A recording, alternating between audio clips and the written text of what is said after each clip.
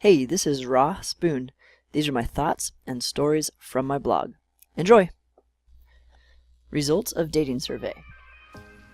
So check out these questions and these stats from surveying 40 people about dating. This is of course skewed because they are my friends or friends of my friends on Facebook. But you can see all of the results of the full survey at the link posted in the blog, and you can take the survey if you'd like to. So I didn't get demographic data from every one of the 40 people who took the survey, but of those who answered, 23 were female and 12 were male.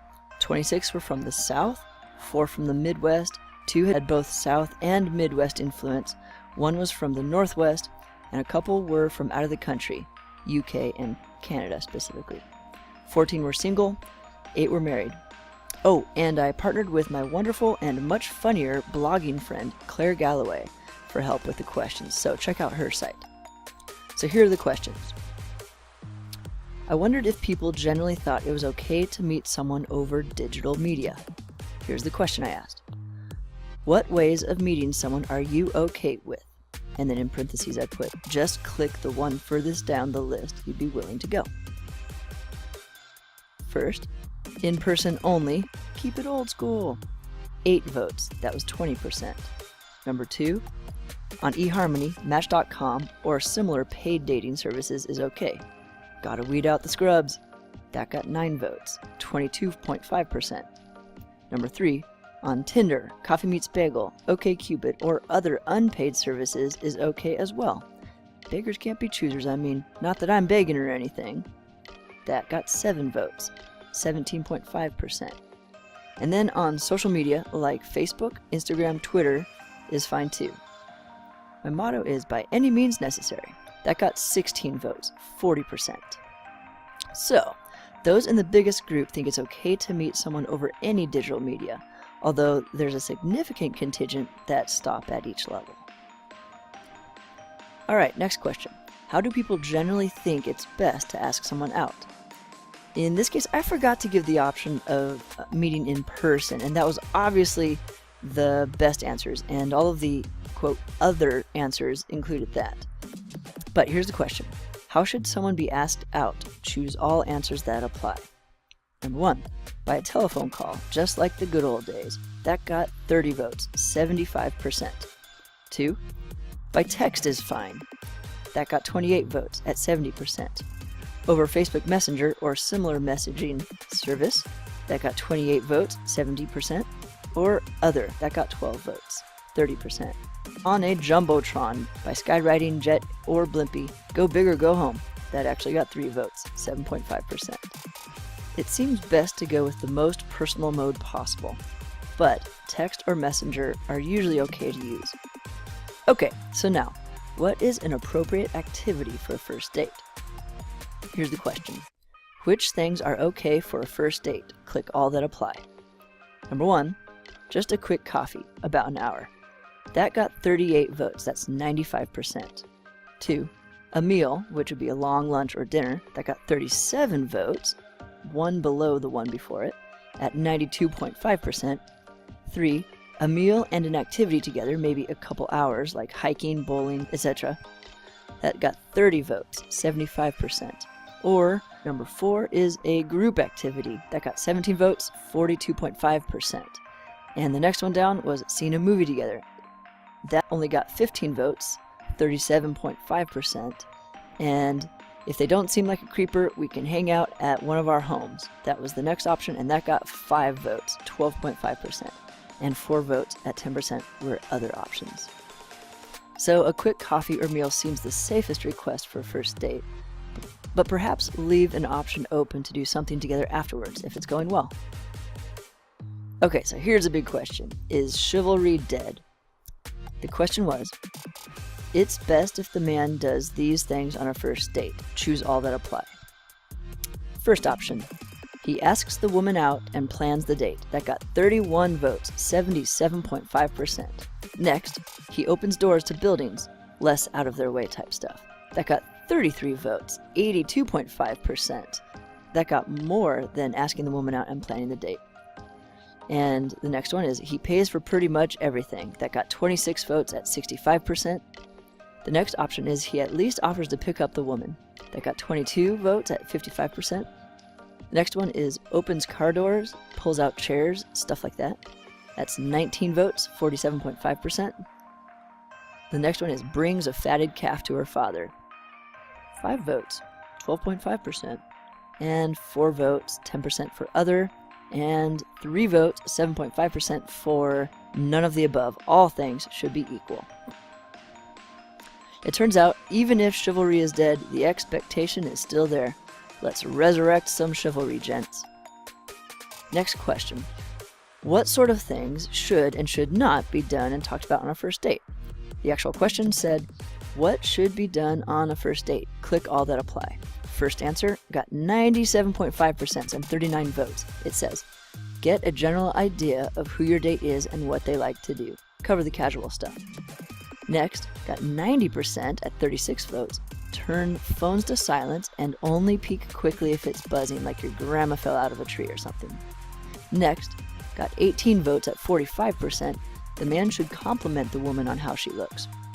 The next one, with 8 votes at 20%, is we should get a few basic questions covered, like are you planning on having kids, or where do you see yourself living, etc. And 6 votes at 15%, pray together. Couples that pray together stay together. And 3 votes, 7.5% for other. So it looks like most agree you should give your date your full attention and get to know their basic interests and who they are. And it doesn't seem like a bad idea for men to point out something about their date that looks nice. Then I was curious about how important it is that the person is aligned theologically with you. The question said, how closely does your theology need to align? Anyone I date needs to at least, and then in parentheses, pick the furthest down you're willing to go. Top one, they must love Jesus and use the Bible as their go-to book. That got 29 votes at 72.5%. The next one down only got 2 votes at 5%, is be in the same denomination as me. And be a good person only got 3 votes, 7.5%. Acknowledge a spiritual world got 3 votes, 7.5%. And other was also 3 votes. So, most Christians want to date another Christian, but aren't strict about the denomination. Okay, what about physical touch? Do people expect a kiss on the first date if it goes well? The question was, is it okay to kiss on the first date? First answer, no, it's a gateway touch. That got 11 votes, 27.5%. Yes, but just if the date was like Disney magical. That got 19 votes at 47.5%. Yes, gotta test the chemistry. Ain't nobody got time to waste in the friend zone. That got 9 votes, 22.5%. Yes, even if you probably won't go out with them again, but they're somewhat yummy, why not get a good kiss out of it? That got 1 vote. It looks like the biggest grouping of people are open to a kiss on the first date, but only if it was a phenomenal date. And there's one person out there who will possibly kiss you if you look juicy, even if you're not a great match. If you're dating other people, when should you let the others go and focus on one person? The question was, how long is it okay to still be dating other people? Pick the furthest down you'd be willing to accept. First answer, give it about 2 or 3 dates while you weed out any other contenders. That was 40% with 16 votes.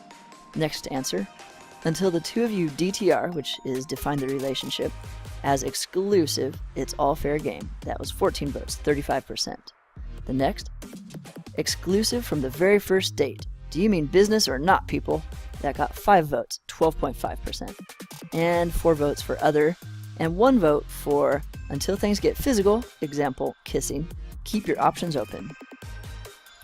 It looks like the grouping with the most people think that after about 2 or 3 dates, it's time to let the other contenders go. But in a very close second was the group of those who require a DTR. My thought from this is that narrowing down after the 2 or 3 dates is the polite timing and might be assumed by the other party, but at the DTR is the official time to let the others go. You know that text that you sometimes send after a date? I wondered if people expect it as a courtesy, or if they consider it an indicator on whether or not someone wants to go out again. The question was, how important is the, quote, thanks, I had a nice time text for determining if a next date is desired? Pretty important. It's an indicator of whether or not they want another date. That's 24 votes, 63.2%.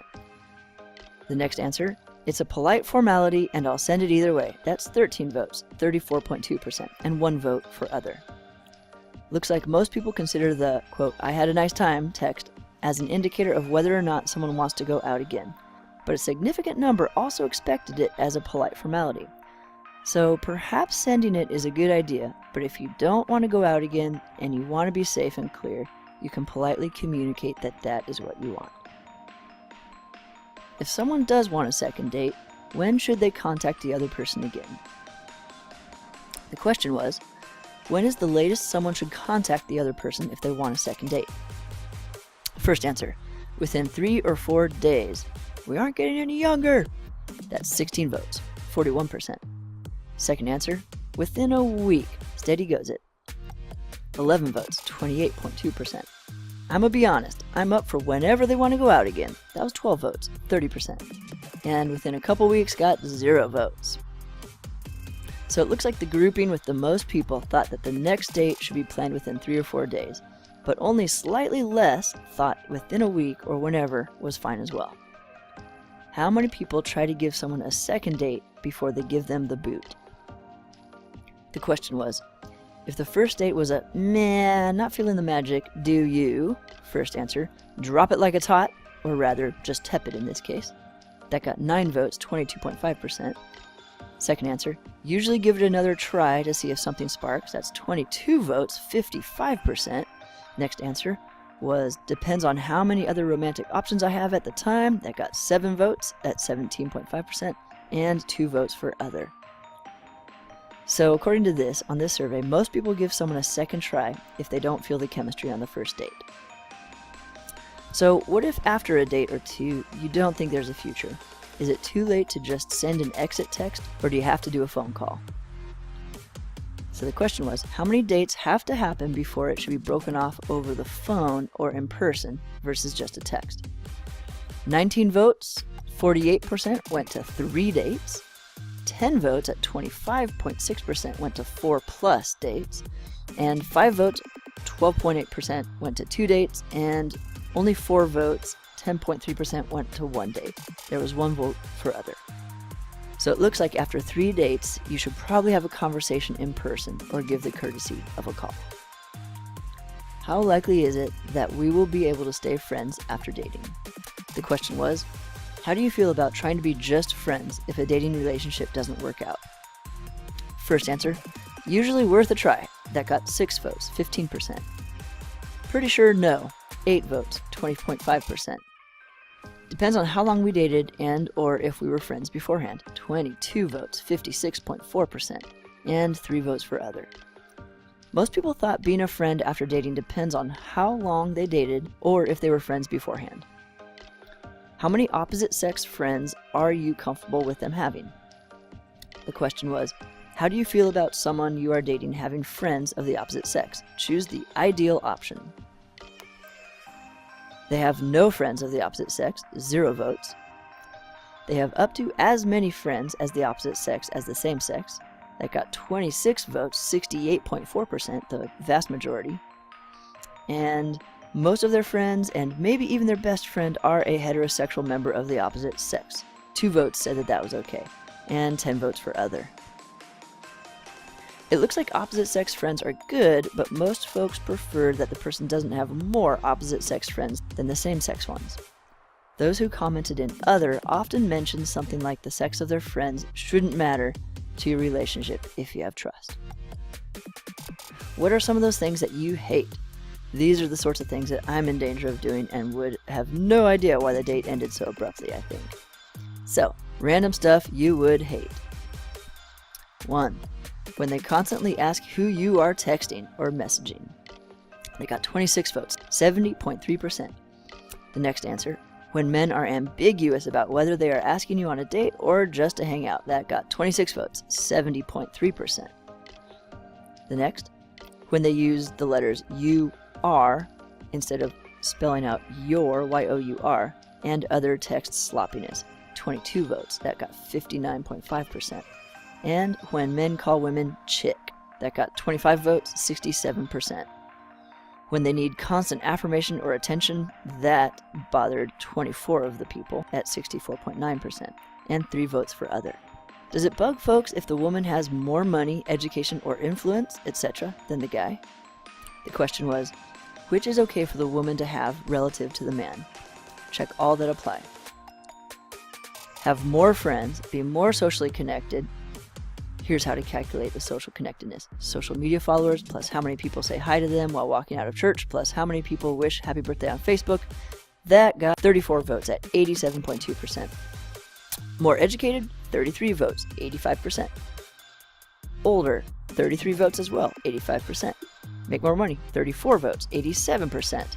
And have a more influential job, for example, she is the man's senator, has a funnier blog than his, etc. That got 33 votes, 84.6%, and 6 votes for other. So it looks like most people don't care if the woman has more than the man in any of these categories. Okay, so that's our survey. Hope you learned something that will help prevent you from sending the wrong signals or being a jerk on future dates.